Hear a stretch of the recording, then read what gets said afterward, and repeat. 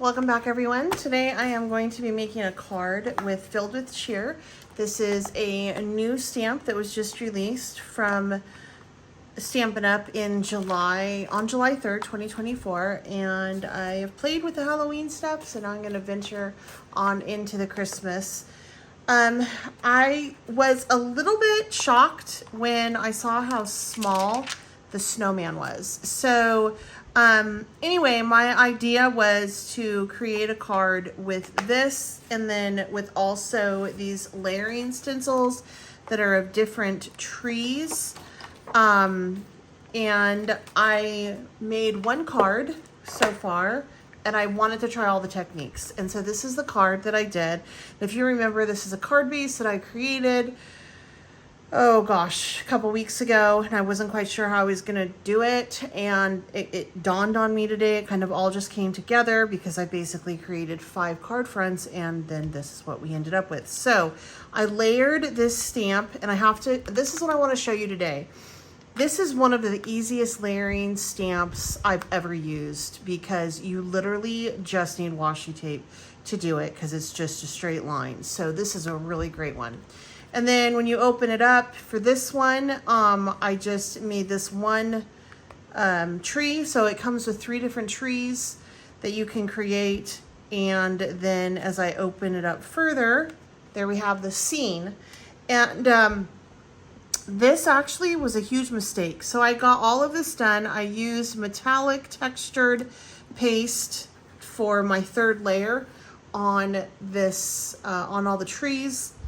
And then I colored in with my alcohol markers, and I'm like, okay, this is cute. And I'm like, well, I want to give a little bit of a background other than just white, even though it's snow, and I love making snowy backgrounds because you just need white.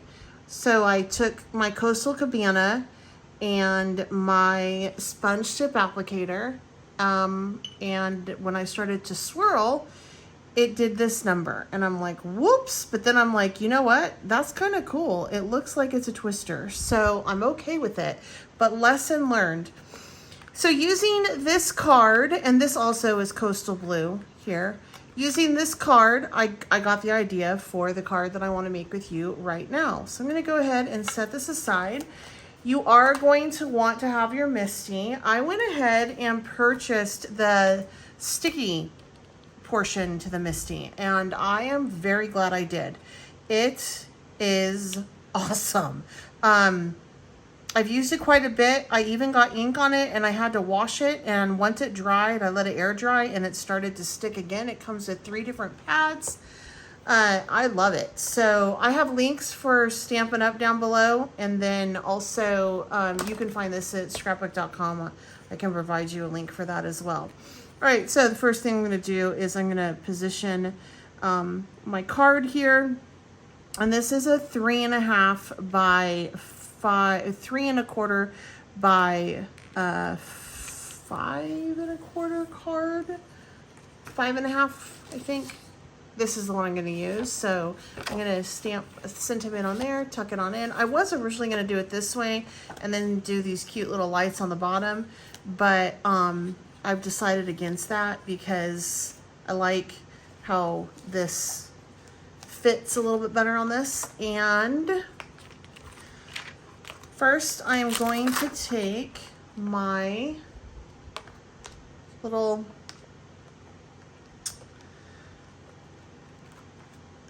thing right here, and I'm going to center it on up to the best of my ability. My wagon top, I should say. Right. Now, my ink is getting a little bit dry. I really need to get a new one, but I haven't found any. I need to go get Memento ink, and I haven't found any. I went to my local craft store, and they didn't have any, so I'm using this because I know it's safe. All right. Stamp it out once. I want it a little bit darker. Thanks to this little sticky pad, it is not moving. Stamp it out twice. Boom. There we are. Love it. Now I'm gonna go ahead and put my wheels on first. And I don't really care if it's stained. I mean, that actually helps me because I can see a little bit better here. All right, so I'm gonna take my wheel and I'm just gonna line it up right about like that. Stamp this one out too.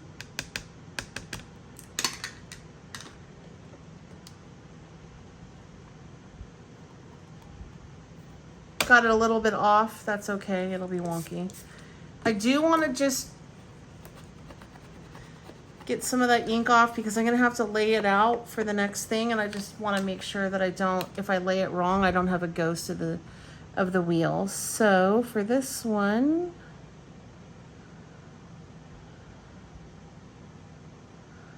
just gonna get that right on up in there.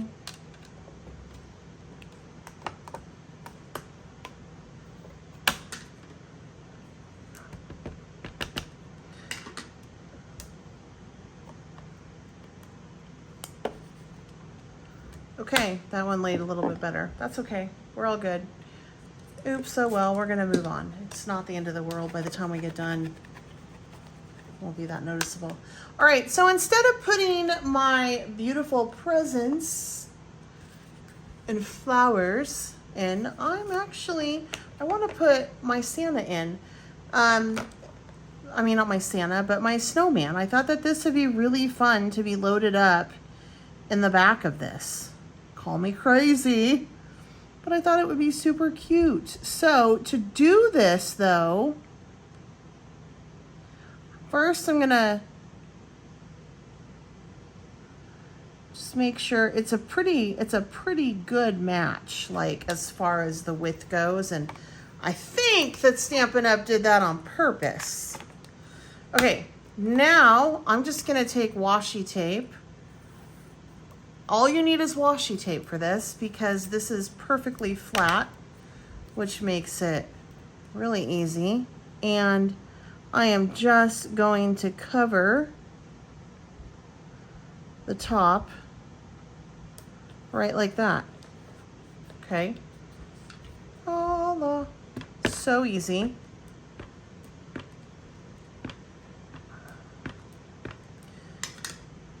Taking, just gonna put that dude in like that. I'm gonna do it one more time.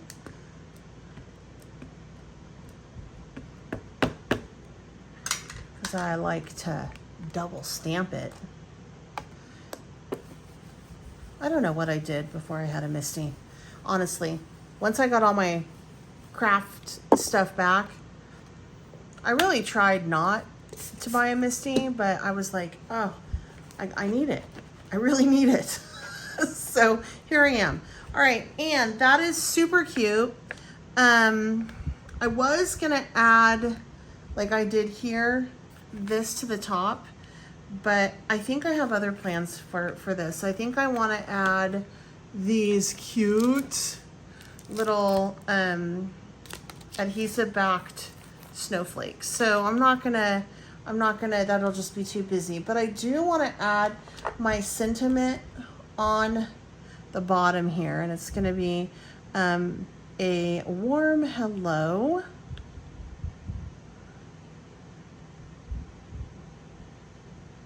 Just kind of right down there on the bottom. Man, this is taking me a lot of effort to get that straight. And it's still, I don't think it is straight. Okay, that's okay. So, just gonna take it over. Nope, it looks okay. We're gonna just go with it. We're just gonna go with it. Actually, I don't want that. I don't want that color. I want to do something crazy. Well, not really crazy. I want to use this beautiful blue that I have not tried yet. Oh, and also I want to tell you something when I'm done here. I want to show you something that I screwed up on the last card. You may have caught it already.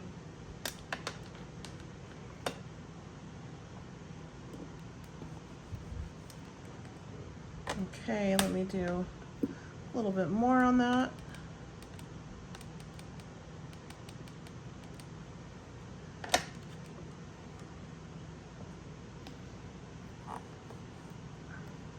Perfect. All right, I am a fan of these ink pads. Don't get me wrong, I really am. But these ink pads remind me a lot of the Catherine Pooler ink pads. Catherine Pooler ink pads are fantastic, but you never want to ink the edges with them because when you do, it gets real ugly. And that's what I forgot down here. I did it down here and I camouflaged it because I went back around with just like an ink pad that was more, it was this one, it was Brutus Monroe Detail Ink. That kind of pad works better for inking your edges. So just a heads up, don't ink your edges with this because it'll get into a goopy mess and you'll waste a lot of your ink. All right, now this is pretty much done for this one. So watch this, watch how cool this is. I mean, it's not, you know what it's gonna look like, right? So we're gonna take this off and voila, perfectly back there, ready to rock and roll. So I'm gonna take this one out and I am going to put in my next one. And for this one, I just want to do my sentiment because it's a black card. So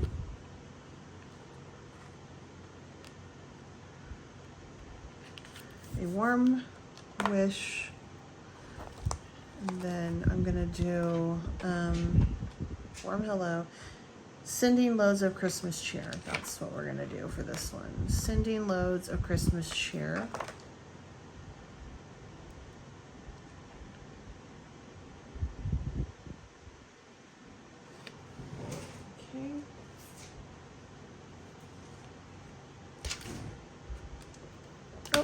It would help if I would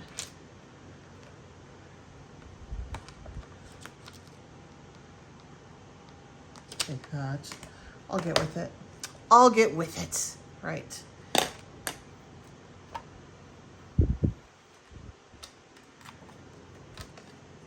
And again, I'm just going to use this beautiful blue.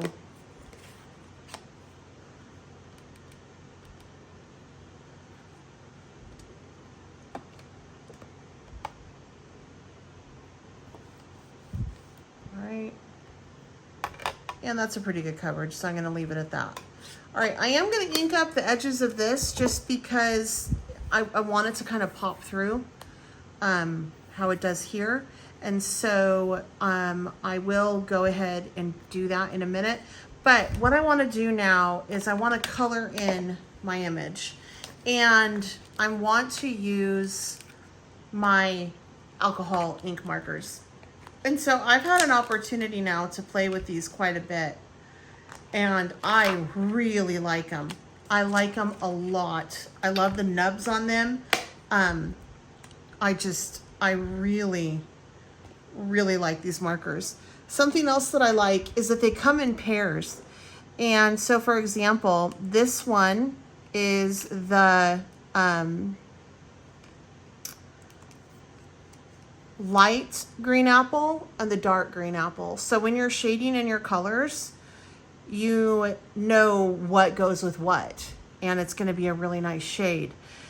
So I'm going to go ahead and speed up the video and shade and color this in and finish up. Well, I'll get as far as I want on the card, and then I'll pop back on and talk through the rest. All right, so let's get into it. As I color in this image, I realize that you're unable to see what colors I'm using. And so it dawns on me that I should write them off on the piece of paper that I'm coloring on under my image. And I apologize, I'm Alexa, left-handed, so play I Christian music. write crooked. But at the end, I will straighten it out if you're having a hard time reading what each of these colors are. It was very last minute, but yeah, the joys of being left-handed. I write completely slanted. So what I am doing here is I am just laying down the lightest color of that spruce first.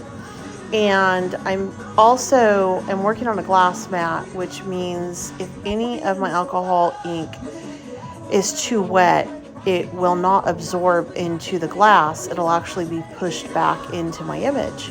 And so to combat that, I put a couple sheets of paper underneath of my image so that I can use that to absorb any excess alcohol ink. I have not had a problem with these inks being too soppy. I have had that issue with other inks, but these alcohol inks are amazing. I really like them. And they're like almost foolproof, you know, because they come in the set with the light and the dark, and it makes it really easy to blend. So now I'm going in with that dark spruce, and I'm just cheating. That's what I like to say. I'm cheating. I'm totally using the illustrator's lines to go over with that darker ink. I know based on how many plants I've killed that the tips of the trees are going to be a lighter versus a darker. So yeah, I've killed that many plants that I've noticed that they start to die from the outside in. So, well, am I right? I think so. Anyway, we're just going to go with that theory on this one. All right, I've killed all my plants, so clearly I don't know much about plants. I also live in the desert, and I've been told that that's why the plants didn't live. It made me really sad, though. Okay, I digress. All right. And then you'll also see that at certain points I color outside the lines, and I just use my colorless marker to push that color back in, or I just go over it with a different color and to totally mask it. A lot of people are really scared of alcohol ink because it can be so costly, and I think that just the name is scary for most people. Alcohol ink is by far the most forgiving, easiest markers I have ever used.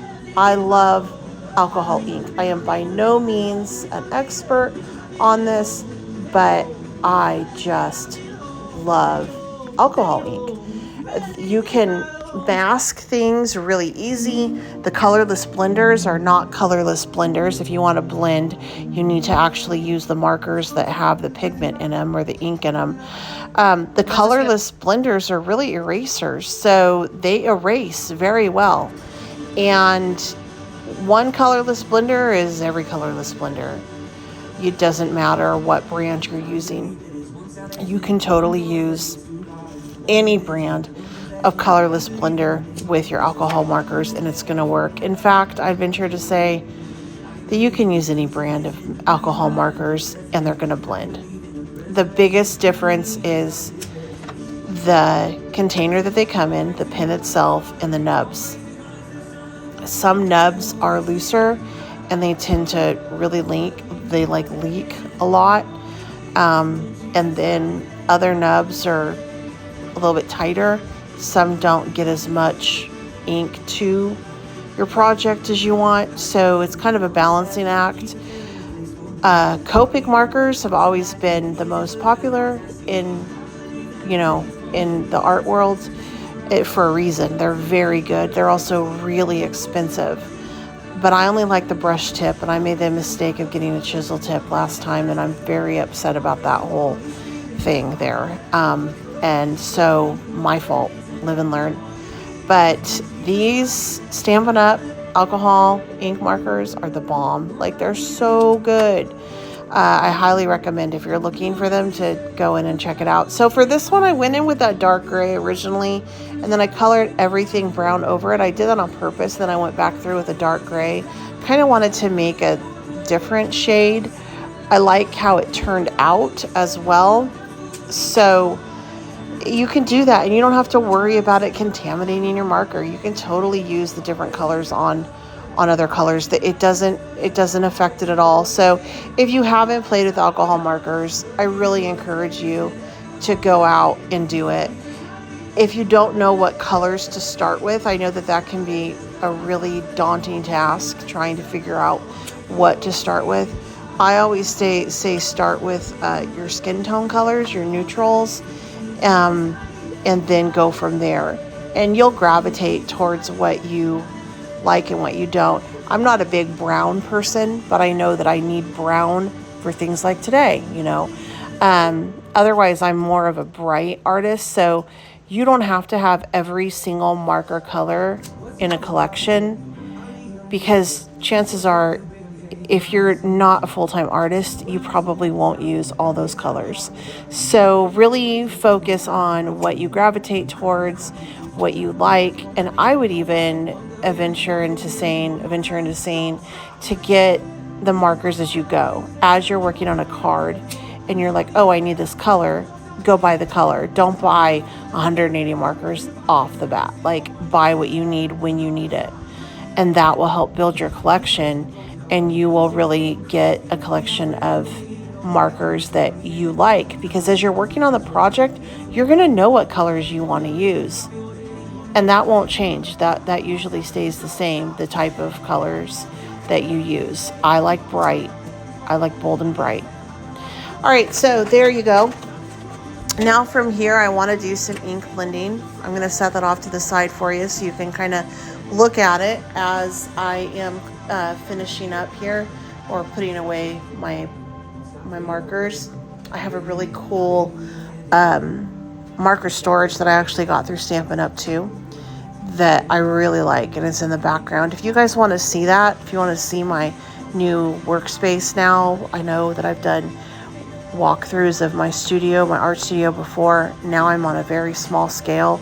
I literally have 6 shelves and 2 baskets, and it's in my formal dining room, so it has to look nice all the time. So if you want to see what that looks like, let me know in the comments down below, and I can do a video for you and just kind of give you a walkthrough of what my craft space looks like now, since everything has changed in my world.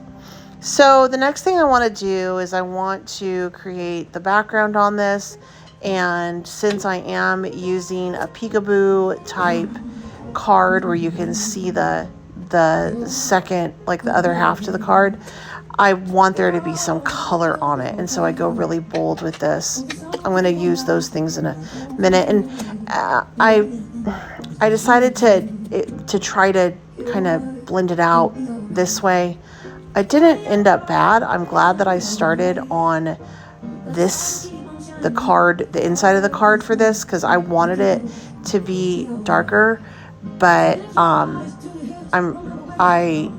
it's a little bit much, and so I end up washing out my sentiment, and so I have to restamp it a couple times in a black because I just went over it too much. The other thing that I'm noticing about these inks is they don't do the water splots very well. Like I had thought they did in the beginning. They really don't. And so I'm going to be pulling out my Distress ink and my Distress oxides, I think, for backgrounds moving forward, because I do want my ink to loosen up and to move and to lighten up. My favorite for doing that is Distress ink. I'm not a big fan of Distress oxide because I don't like the chalky look, but I can teach you a trick on how to get rid of that chalky look if you're doing that type of card. And I've mentioned it on my channel before. So as you can tell, that's super dark.